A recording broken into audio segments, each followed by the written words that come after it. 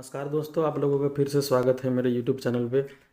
जहाँ हम लोगों ने नागपुरी ग्रामर के अंतर्गत अव्यय देखा है पिछले वीडियो में। ये इसका सिनेप्सिस है कि आपको क्या पढ़ना है क्या नहीं।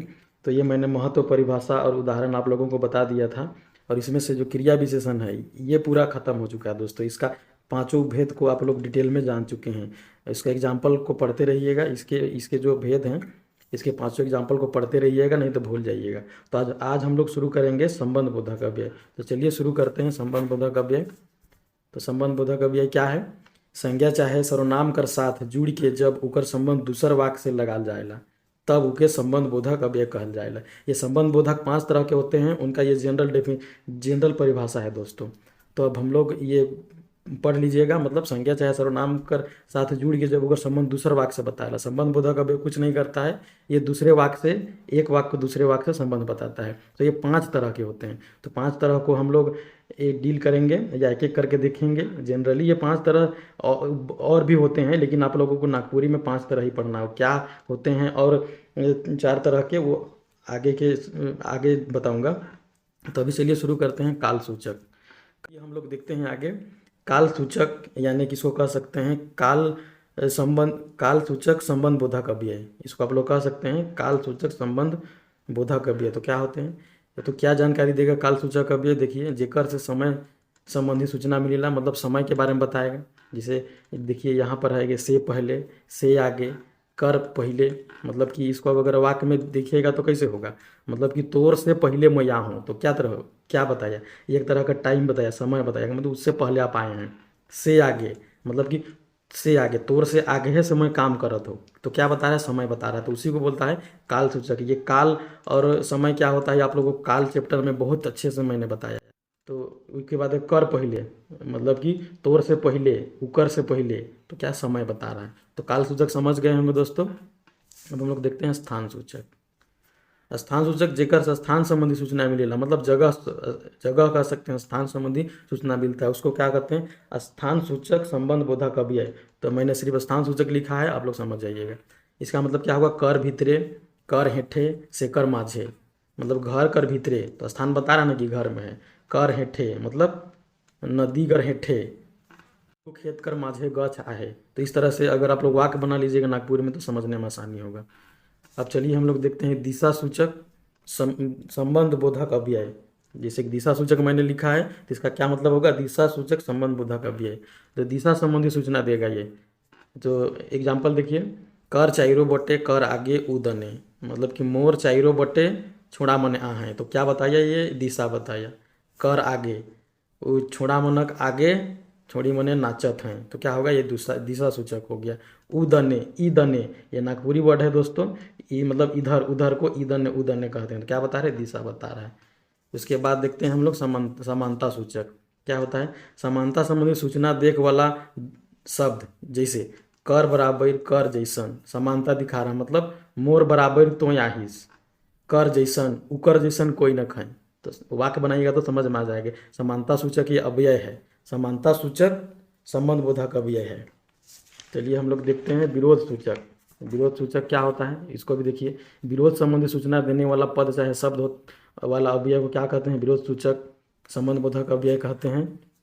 तो क्या होता है? एग्जाम्पल देखिए, कर उल्टा कर विरोध, मतलब कि उकर उल्टा कर विरोध विरोध सूचक है। शाम कर उल्टा राम आहे, मतलब एक एक दूसरे का क्या है? उल्टा है। ये शरीफ है तो वो बदमाश है। कर विरोध मतलब कि मुखिया प्रचार में मैं उकर विरोध करो ना। तो विरोध सूचक हुआ। नाम लेके बोल दीजिएगा कि मंगरा का विरोध समरा करेला, तो ये विरोध सूचक हो गया।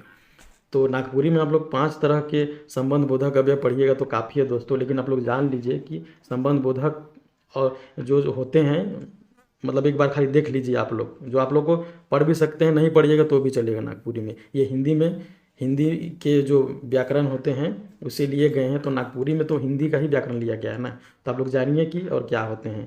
तो देख लीजिए, तुलना सूचक, उद्देश्य सूचक, व्यतिरेक सूचक और सहचरवाचक, ये सारे अव्यय होते हैं ये पांचों के अलावे। इसका एक एग्जाम्पल मैंने लिख दिया है। कर अपेक्षा तुलना का सूचक का है, उद्देश्य सूचक का है कर लागिन, व्यतिरिक्त सूचक का है कर बेगर, सहचरवाचक का है कर साथे।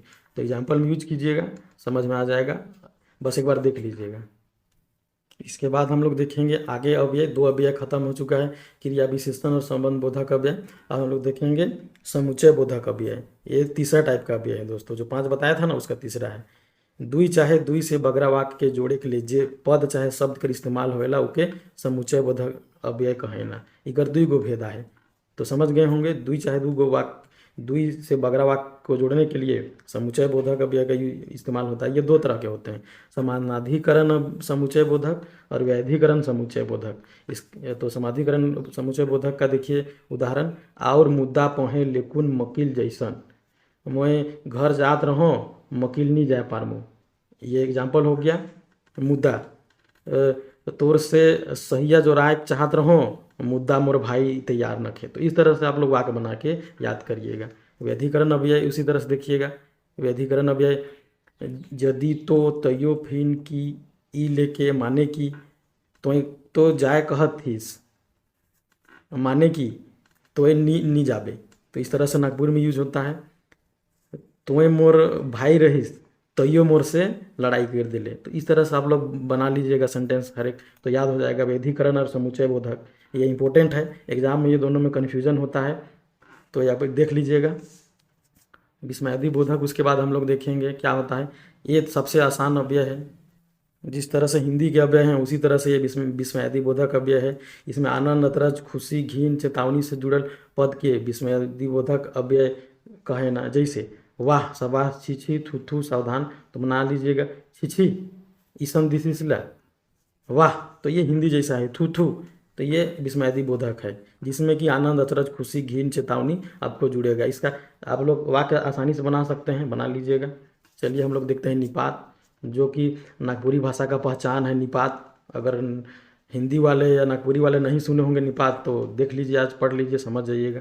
निपात से संबंधित पद कर कोनो विशेष अर्थ नहीं होवेला, मतलब कोई भी निश्चित अर्थ नहीं होता है, मगर ई मन भाषा के गोटे के विशेष पहचान देवेला। जैसे नागपुरी में निपात नागपुरिया पहचान देता है। नागपुरी भाषा का संस्कृति में निपात कर गोटे के विशेष ठावा है।